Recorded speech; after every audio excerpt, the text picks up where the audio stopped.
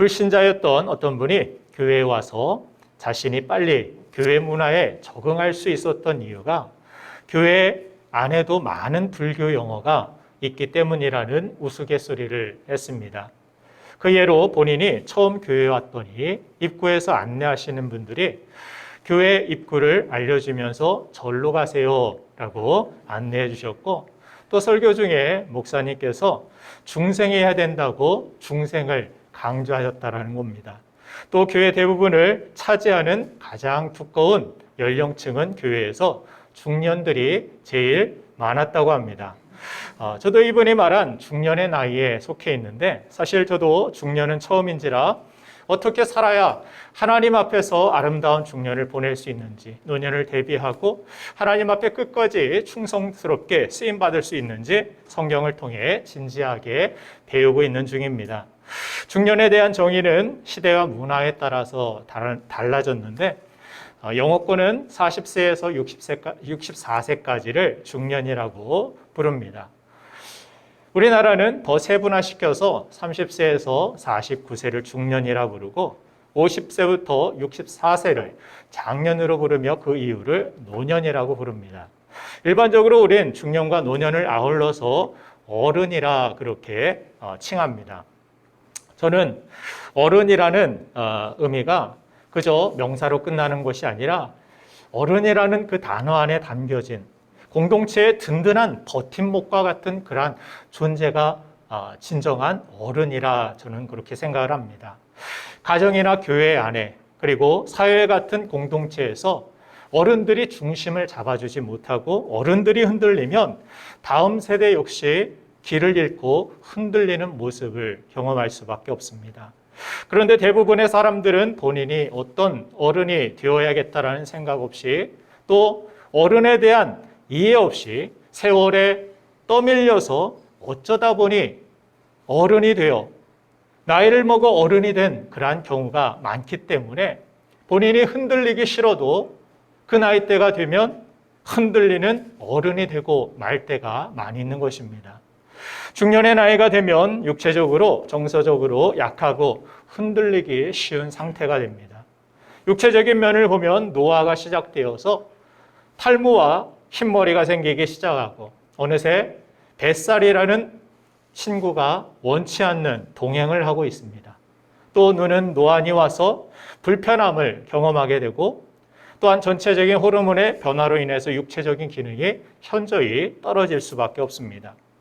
가수 이적 씨의 어머니 박혜란 씨가 쓴 나이 듦에 대하여라는 그런 책을 보면 이런 내용이 있습니다. TV나 책에서보다 훨씬 젊고 날씬하시네요 라는 이야기를 들으면 그게 아무리 입에 발린 거칠이라 해도 그 거짓말 참 듣기 좋네 이렇게 손사래를 치면서도 나도 모르게 어느새 입이 해벌쭉해지고 축 늘어졌던 사지에 생기가 오름을 경험한다고 이야기합니다. 그런데 얼마 전에 일반 버스 안에서 충격적인 경험을 했다고 고백합니다. 그날따라 유난히 파김치와 같은 그런 모습으로 의자에 축 늘어져 있는데 뒷좌석에 앉은 젊은 여자분이 자기 쪽으로 몸을 숙여서 속삭이듯이 이렇게 이야기했다고 합니다. 이적 씨 어머니시죠? 어쩌면 그렇게 곱게 늙으셨어요. 그 또래답게 환한 표정으로 당당한 그러한 태도가 참 보기는 좋았는데, 그와 5분 정도의 대화를 나누는 동안에 머릿속에는 그분의 이야기가 들리는 것이 아니라 계속 곱게 늙었다라는 그런 말만 맴돌았다고 합니다. 아니 그냥 어쩌면 그렇게 고우세요 라고 끝내면 좋을 텐데 어째서 굳이 늙었다라는 그런 말을 보태는 건지 괘씸하고 서운했다고 합니다. 하지만 정신이 번쩍 드는 그런 기분이 들기도 했다고 하는데, 40 중반쯤부터 머리가 새기 시작한 남편분 역시 나이를 의식하지 않고 살다 어느새 지하철에서 자신에게 자리를 양보해주는 그러한 모습 가운데 큰 충격을 받았다라고 고백을 합니다.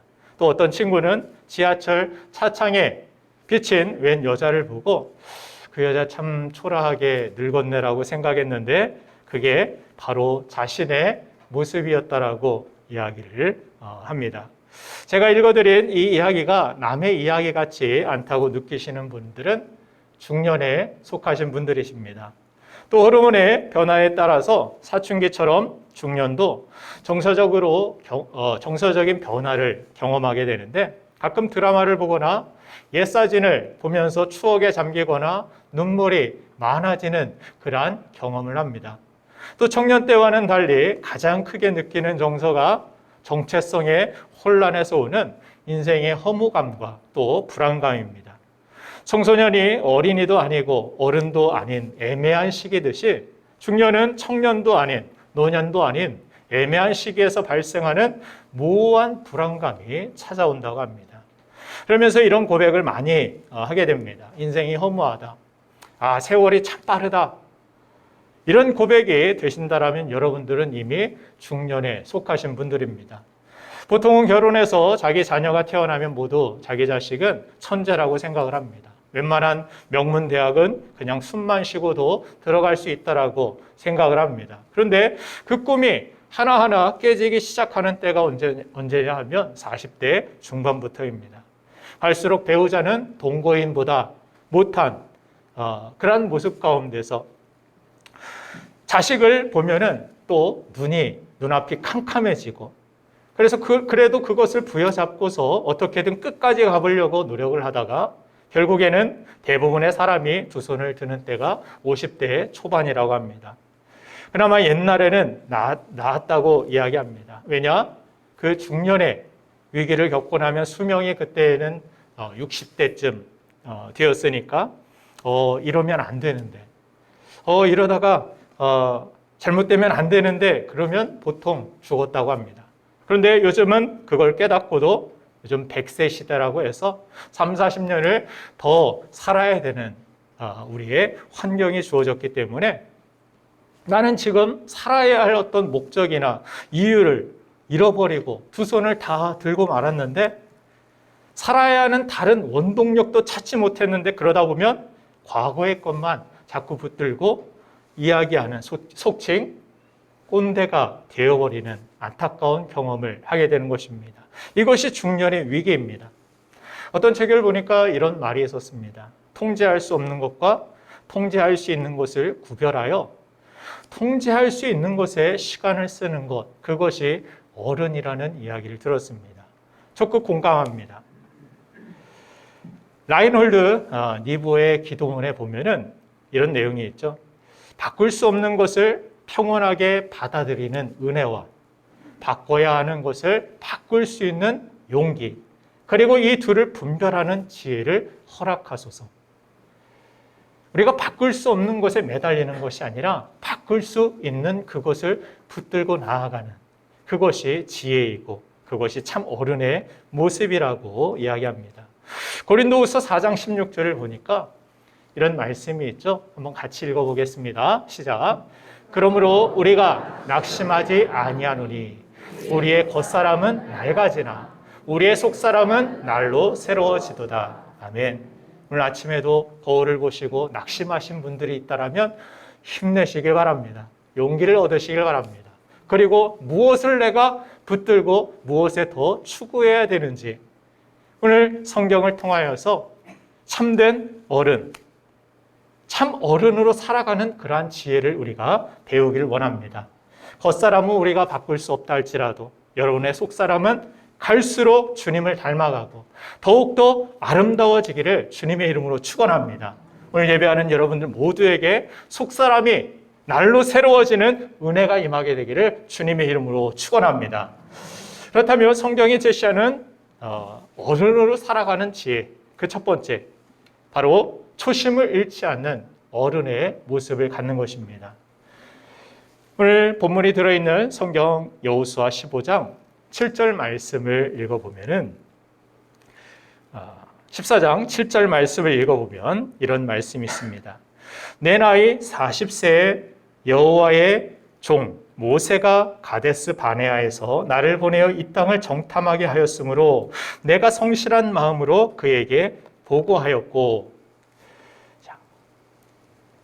40세의 갈렙이 하나님의 말씀을 따라 충성된 모습으로 임하였던 그러한 고백이 오늘 성경에 들어 있습니다. 그런데 이후로 45년이 지나 85세가 된 그때에도 한결같은 모습으로 하나님의 말씀을 따르고 공동체를 위해 앞장서서 이 산지를 내게 주소서라고 외치며 헌신하는 한결같은 모습, 초심을 잃지 않는 갈렙의 모습을 오늘 성경을 통해 우리는 배우게 됩니다. 그 비결이 무엇일까요? 오늘 본문 여호수아 14장 12절 말씀에 그 비결이 나와 있습니다. 여호수아 14장 12절 말씀을 한번 읽어보겠습니다. 그날에 여호와께서 말씀하신 이 산지를 지금 내게 주소서. 당신도 그날에 들으셨거니와 그곳에는 아낙 사람이 있고 그 성읍들은 크고 견고할지라도 여호와께서 나와 함께 하시면 내가 여호와께서 말씀하신 대로 그들을 쫓아내리이다 하니, 그날에 지금 85세가 되어서 어떤 고백을 하고 있습니까? 그날에 말씀하신 하나님의 말씀이 나에게 있습니다. 하나님의 언약이 40년, 45년 전에도 나에게 임하였고 그 말씀을 45년이 지나서도 나의 약속으로 한결같이 붙들고 있는 갈렙의 모습을 오늘 성경을 통해 우리는 함께 읽어볼 수 있었던 것입니다. 그날에 하나님께서 나에게 말씀하셨기 때문에, 그리고 신실하게 그 말씀을 이루시는 하나님의 언약을 믿었기 때문이라고 갈렙은 고백합니다. 여러분들에게 이러한 하나님의 말씀이 있습니까? 여러분들이 초심을 잃지 않는 비결은 환경에 따라서 우리가 환경에 초점을 맞추면 환경이 변하면 여러분들의 초심도 달라질 수밖에 없을 것입니다. 여러분들의 모습도 흔들릴 수밖에 없을 것입니다. 그러나 영원히 변하지 않고 영원히 사라지지 아니하고 하나님의 입에서 나온 그 말씀이 반드시 이루어지는 그 하나님의 언약에, 말씀에 여러분들의 신앙의 초점이, 여러분들의 삶의 초점이 맞춰져 있다라면 우리는 환경이 변한다 할지라도, 내 겉모습이 후패해지고 사라진다 할지라도 여러분들은 영원히 하나님 앞에 서게 될 줄로 믿습니다. 변함없는 신실한 이러한 초심을 가지고 살아가게 될 줄로 믿습니다. 이런 어른의 모습이 되고 싶지 않습니까? 그렇죠? 우리 교회 안에도 이런 어른들이 많아서 정말 감사한 일입니다. 변함없이 흔들리지 않는 그러한 분들이 많이 남아 계셔서 얼마나 다행이고 얼마나 감사한 일인지 몰라요. 힘들고 어렵다고 해서, 나이가 좀 들었다고 해서 뒤로 물러서고 후퇴하는 그런 사람들이 아니라 갈렙과 같이 앞으로 나아가서 변함없이 하나님의 언약을 붙들고 말씀을 붙들고 충성된 모습으로, 성실한 모습으로 신앙생활하는 그런 모습들을 볼 때, 아, 저 어른의 모습을 본받고 싶다. 이러한 갈망이 다음 세대들에게 일어나지 않겠습니까?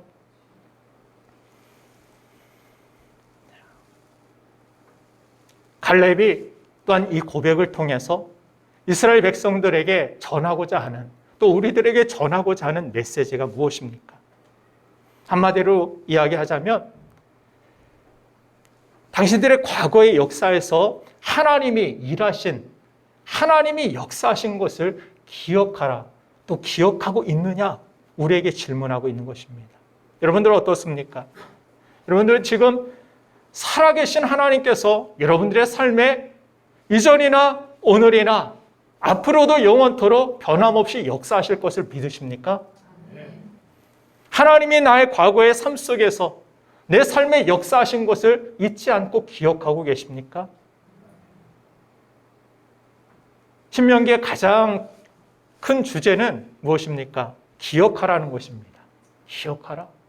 하나님의 언약을 기억하고 하나님의 그 약속을 기억하고 가나안 땅에 들어가서도 변질되지 아니하는, 흔들리지 않는 믿음의 영적인 어른과 같이, 대장부와 같이 서라는 것이 신명기의 가장 큰 주제입니다. 기억하라.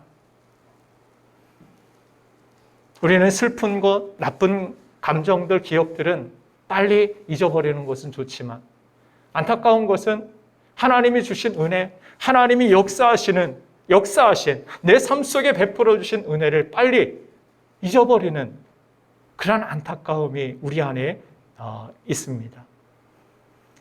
그렇기 때문에 성경은 계속 거듭해서 기억해야 된다. 너희들이 다른 것은 잊어도 잊지 말아야 되는 것이 있다.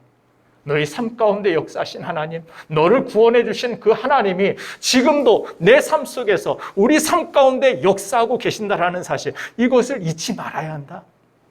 상황이 어떻게 달라지고 변화해진다 할지라도 너희들 가운데 역사하시는, 우리 가운데 구원의 은혜를 베풀어 주신 하나님의 은혜를 너희들 기억해야 한다.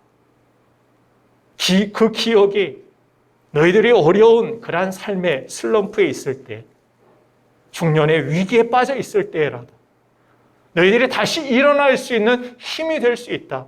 그 언약을 기억해야 된다. 그 하나님의 은혜를 기억해야 된다. 오늘 갈렙은 과거에 우리 삶 속에서 역사하신, 우리가 그 무지막지한 그러한 광야 속에서도 하나님께서 우리를 인도해 내시지 않았느냐. 앞에 홍해가 가로막고 뒤에 애굽 군대가 쫓아오는 그 위기 속에서도 하나님이 우리를 건져주시지 않았느냐. 여리고성, 우리는 도저히 그 성을 함락시킬 수 없다라고 여겼지만 정말 놀라운 방법으로 하나님께서 말씀하신 대로 우리가 순종의 걸음을 걸었더니 그 여리고성을 무너뜨려 주시지 않았느냐. 그날에 말씀하신 그 하나님이 지금도 우리 가운데 살아계신다. 아직도 그 말씀을 통하여서 하나님이 일하고 계시고 하나님이 우리의 삶을 인도하고 계신다. 그렇기 때문에 그날에 내게 주신 그 말씀이 있기 때문에 나는 85세가 되었지만 지금 강건하다고 이야기하지만 40세와 같겠습니까? 그렇지 않겠죠. 그러나 그렇게 생각하고 그렇게 믿고 나아가는 것입니다. 내 몸은 비록 연약하고 부족하고 예전보다 못하다 할지라도 나의 그 부족함 이상으로 채우실 하나님, 나의 연약함과 부족함에도 충분히 이전보다 더 크게 역사하실 수 있는 하나님을 기대하는 것입니다.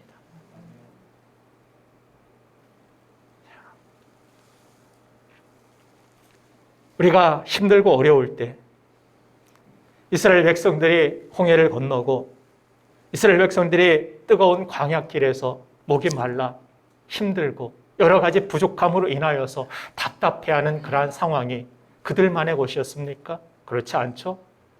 우리도 인생을 살아가면서 그러한 경험들이 많이 있을 것입니다. 마음대로 되지 않는 그러한 상황들, 여러 가지 부족함과 결핍으로 인하여서 답답한 그러한 상황들, 때로는 원망하는 그러한 마음이 우리 안에 있기도 합니다. 그럼에도 불구하고 내 삶 속에서 역사하신 하나님, 때때마다 나의 기도에 응답하신 하나님을 여러분들 떠올려 보시고 기억해 내셔야 합니다.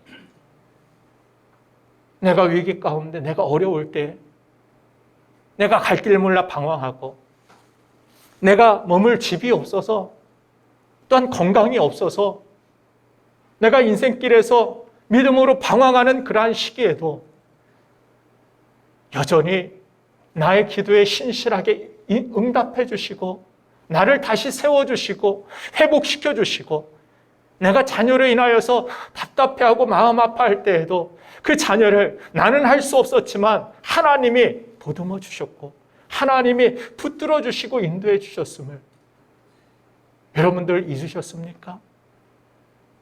내가 이 성전에서 기도할 때 하나님의 크신 은혜로 내 삶을 채우시고 붙들어 주신 하나님의 은혜가 여러분들 기억나지 않으십니까?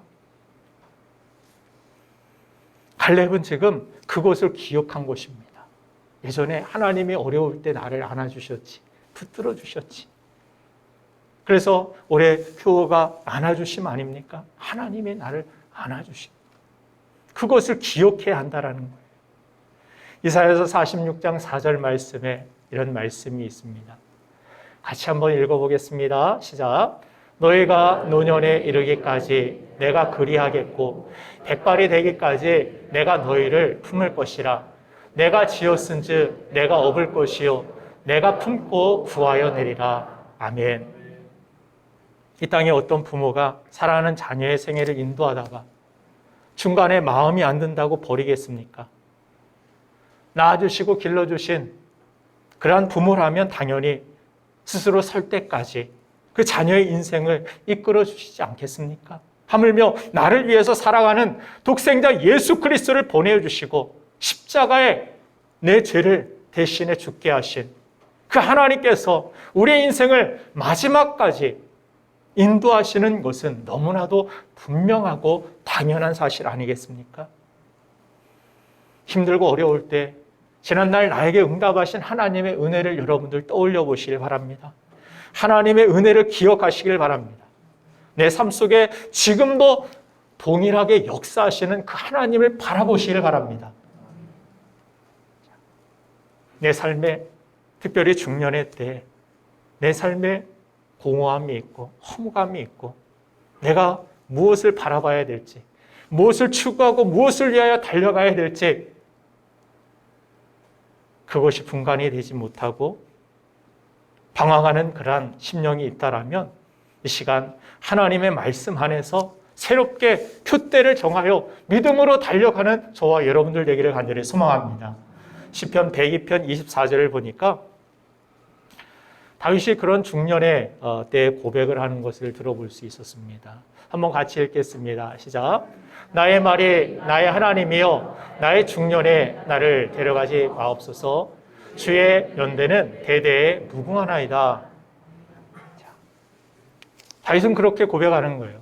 하나님, 아직은 내 인생의 결론을 내릴 때가 아닌 것 같습니다. 조금만 더 살 기회를 나에게 주십시오. 그렇게 기도합니다. 그러나 그의 기도는 여기에서 끝나지 않고 27절, 28절 말씀을 내려가 보면 이렇게 고백합니다. 같이 읽겠습니다. 시작. 주는 한결같으시고 주의 연대는 무궁하리다. 주의 종들의 자손은 항상 안전히 거주하고 그의 후손은 주 앞에 굳게 서리이다 하였도다. 아멘. 지금 다윗은 나의 중년의 때 불안감, 후손을 생각하고 여러 가지 일들을 이뤄놓지 못한 그런 자신의 모습 가운데 하나님만이 영원하시니 영원하신 하나님 앞에서 내가 가야 할 인생의 정도를 깨닫게 하시고 나와 내 자손들의 인생을 선한 길로 인도하시는 주님께서 인도해달라고 하나님께 지금 모든 것들을 맡기고 있는 것입니다. 저는 오늘 예배하는 여러분들 모두가 여호와는 나의 목자시니 내게 부족함이 없으리이다라는 그러한 고백과 같이 그 믿음의 고백 속에서 인생의 남은 날들을 설계하시고 하나님 때문에 넉넉하고 여유로운 그러한 인생, 그분 때문에 의미로운 인생이 되기를 주님의 이름으로 축원합니다.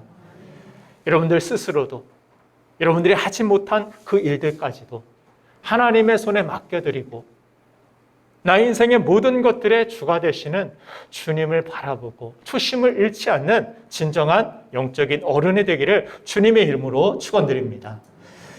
자, 두 번째, 성경이 오늘 본문이 제시하는 갈렙을 통하여 배울 수 있는 참 어른의 모습. 두 번째는 섬김을 받기보다 앞장서서 먼저 섬기는 어른의 모습입니다.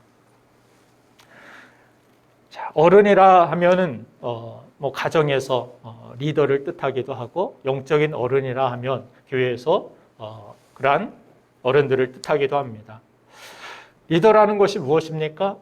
팀을 위해서 자기가 가진 것을 기꺼이 희생해서 가정을 지키기도 하고 교회를 지키기도 하고 공동체를 지켜나가는, 유지시키는 그러한 버팀목 역할을 하는 것.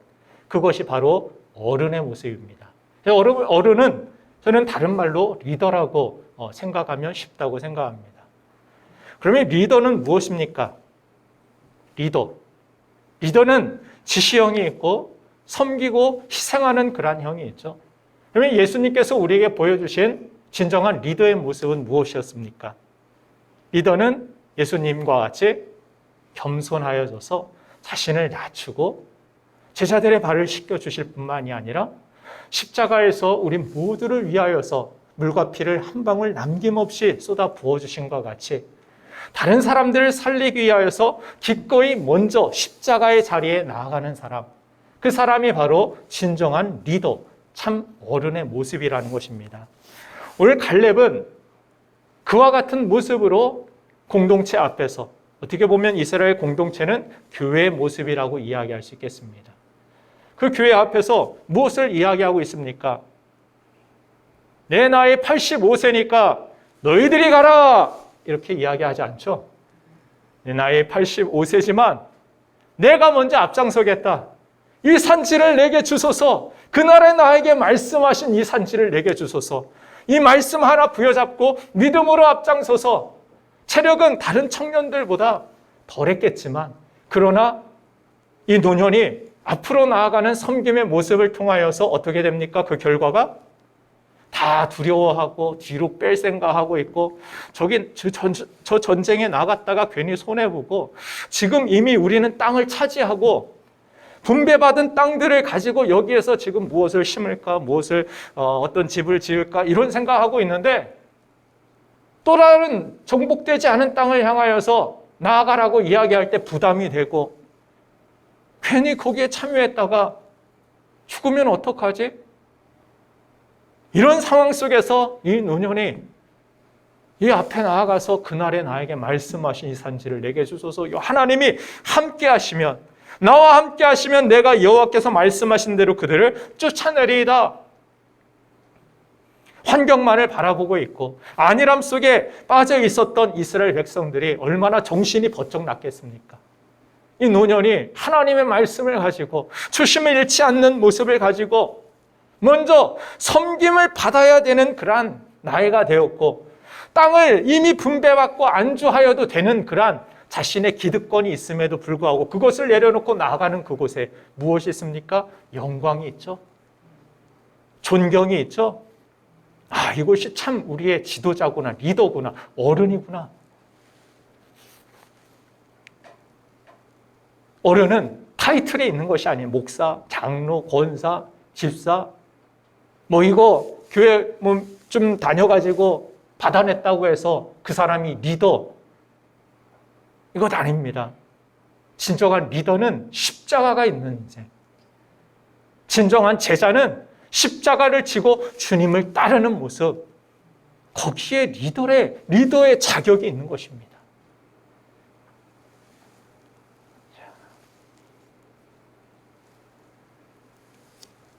나이가 들면서 섬김을 받고자 하는 그런 마음들이 은연중에 우리 가운데 생기기도 합니다. 그렇죠?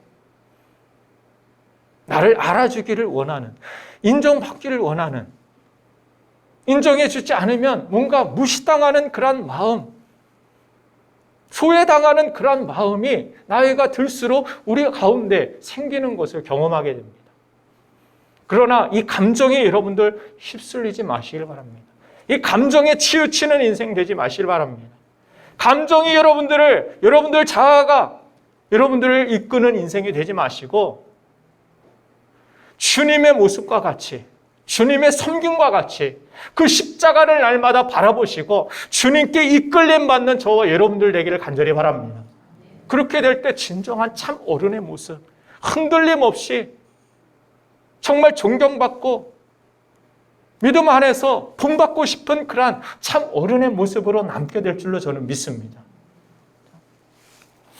어른이라면 그런 먼저 섬김의 모습이 있어야 하는데 갈렙은 이야기하는 거예요. 우리 교회에서도 참 감사한 것이 우리 어른들이 먼저 다가가서 인사하고, 그렇죠? 무난하고, 그렇죠? 한 명만 그런 것 같아요. 끄덕거리는 것 같아요. 다 그렇죠? 왜 네가 먼저 인사 안 해? 내가 교회를 얼마나 이 교회에서 오래 다녔는데, 내 나이가 몇인데 인사해, 이런 식으로 우리가 나아간다라면 거기에는 영광이 없죠. 그 섬김이 없는 그곳에는 은혜가 없습니다. 그러나 십자가의 자리가 있는, 십자가가 있는 곳, 섬김이 있고 희생이 있고 먼저 낮아지는 모습, 그곳에 하나님의 은혜가 있고 하나님의 영광이 임하는 줄로 믿습니다. 그렇지 않으면 항상 우리 성도의 삶 속에, 우리 어른들의 삶 속에는 라떼만 있죠. 그죠? 라떼는 안 그랬는데 너 왜 이렇게 못해? 거기에는 부정적인 영향력밖에 남을 수밖에 없습니다. 그러나 예수님처럼 하늘 보좌 영광을 다 버리시고 안 그러셔도 되는데 우리를 위하여서 기꺼이 십자가에서 물과 피를 다 흘리시며 헌신하신 그 모습, 그것이 참 어른의 모습, 우리가 가야 할 길이라는 것을 주님은 십자가에서 몸소 보여주신 것입니다. 여러분들 어른이 되세요. 어린아이는 늘 보살펴줘야 합니다. 섬겨줘야 할 그런 대상이 됩니다.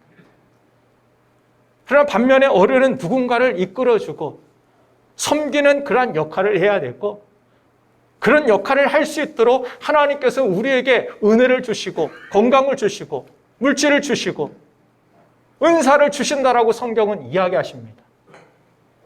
강한 자가 약한 자를 섬겨야 하기 때문에 항상 여러분들이 그래서 어린아이와 같은 모습이 아니라 이제는 단단한 음식을 먹을 수 있는 그런 어른으로, 영적인 어른들로 다 장성해야 된다라고 성경은 말씀하고 있습니다.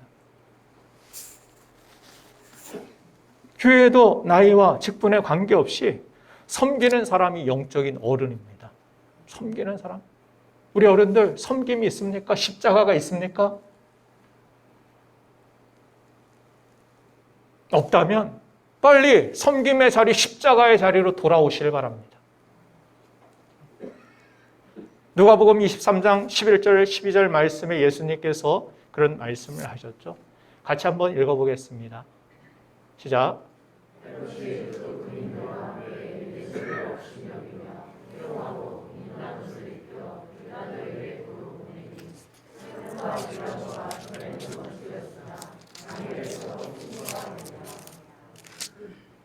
네. 제가 말씀을 잘못 찾았네요. 자, 주님께서 누가복음에서 너희 중에 큰 자는 너희를 섬기는 자가 되어야 하리라 이렇게 말씀하셨습니다. 누구든지 자기를 높이는 자는 낮아지고 누구든지 자기를 낮추는 자는 높아지리라고 주님이 가르쳐 주신 바 있는데, 큰 자가 섬기는 자가 된다라고 주님은 진정한 리더의 모습, 큰 자, 어른의 모습을 우리에게 주님은 가르쳐 주셨습니다. 큰 자는 뭐 해야 된다? 섬기는 자가 돼야 된다. 주님이 인정하신 어른은 누구냐? 섬기는 사람이다. 하나님 나라에서 인정받는 영적인 어른들, 믿음의 삶을 살아가는 그러한 사람들의 모습, 이것이 바로 주님께서 가르쳐 주신 진정한 어른의 모습이고 우리가 본받아야 할 모습입니다. 갈렙이 공동체를 위해서, 교회를 위해서 희생하며 섬겼던 그러한 이유 무엇입니까? 하나님이 인생의 주인 되심을 믿었기 때문입니다. 나의 삶이 나아가야 될 것, 내가 가장 추구해야 될 것은 나의 인생의 주가 되시는 하나님의 말씀을 위하여서, 하나님의 뜻을 위하여서, 그 뜻이 나에게 있었기 때문에 그는 나이가 들고 안락한 삶을 영위하고 누릴 자격이 있음에도 불구하고 그것을 내려놓고 하나님의 부르심이 있습니까? 하나님의 일이 나에게 맡겨지고 교회의 일이 나에게 보여졌습니까? 내가 그것을 위하여 나아가겠습니다. 나는 연약하지만 하나님이 이루실 줄로 믿고 내가 헌신하고 앞장서서 순종하고 희생하겠습니다. 그래서 12절, 오늘 본문 말씀 여호수아 14장 12절 다시 후반절을 보면 무엇을 강조합니까? 처음에도 그날에 여호와께서 말씀하신, 그리고 중간에도 그 성읍들은 크고 견고할지라도 여호와께서 나와 함께 하시면 내가 여호와께서 말씀하신 대로 그들을 쫓아내리다니. 주어가 내가 아니라 하나님이십니다. 이 교회의 주인은 그래서 성경이 머리 대신 예수 그리스도라고 말씀하고 있는 것입니다. 우리가 왜 순종하고 왜 교회에서 희생하고 헌신합니까? 저를 위해서요? 아닙니다. 주님을 위해서입니다. 머리 대신 주님의 뜻이 있기 때문에 그 희생과 헌신이 통하여서 역사하시는 주님을 바라보고서 우리가 희생하고 순종하는 거죠. 저도 미국에서 이곳에 오기까지 여러 가지 갈등도 있었고 안락한 그런 삶이 이제 주어지려고 거기에서도 이제 기반을 잡고 이사도 가려고 준비도 하고 여러 가지 이제 재정적으로도 조금 여유가 생기는 그런 일자리들도 생기게 되는 그 상황 속에서 그것을 내려놓고 달려올 수 있었던 그 부르심에 응답할 수 있었던 이유는 무엇입니까? 여기에서 사례비를 미국에서보다 2배, 3배 더 주신다. 돈을 따라왔어요? 아니죠. 내 목표가 돈이었다면 자녀들의 교육이고 편안한 생활, 안락한 삶이었었다라면 저는 이곳에 오지 않았을 것입니다.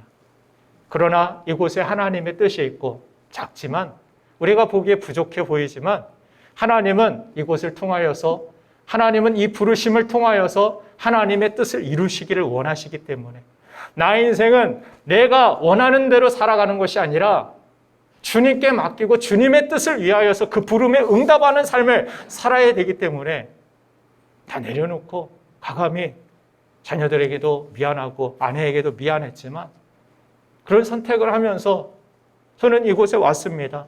비록 작은 교회에 담임 목사지만 저는 하나님의 부르심, 하나님의 뜻에 응답하고 또한 그 부르심에 충성하기를 원하기 때문에 또 사랑하는 여러분들이 함께하기 때문에 저는 행복한 목사라고 믿습니다.